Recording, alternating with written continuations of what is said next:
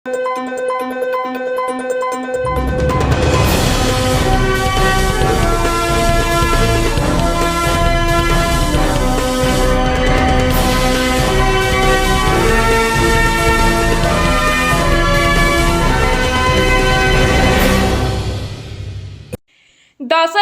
Block कनिकापड़ा पंचायतस्थ साधु गौरेश्वर महाविद्यालय पड़ियारे आज ज्योतिरंजन स्मारक क्रिकेट टूर्नामेंट आरंभ होइतिबा बेले टूर्नामेंट को साधु गौरेश्वर महाविद्यालय अध्यक्ष प्रोफेसर निकुंज महापात्र फीता काटी उद्घाटन करथिले।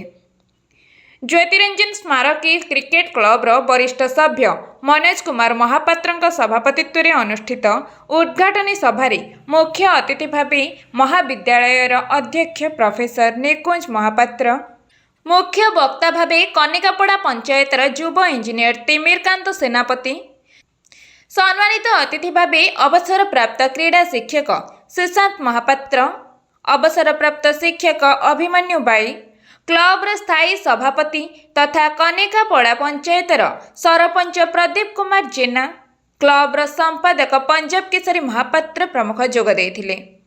खेल परिचालन क्लब्र सभ्य राकेश कुमार साहू, मनोरंजन बाई, नरेश कुमार राउत, चित्तरंजन बल, गौतम महापात्र, आशुतोष महापात्र, प्रमोद पोहाण, आशीष रंजन साहू प्रमुखों समेत समस्त सदस्य माने सहयोग करथिले।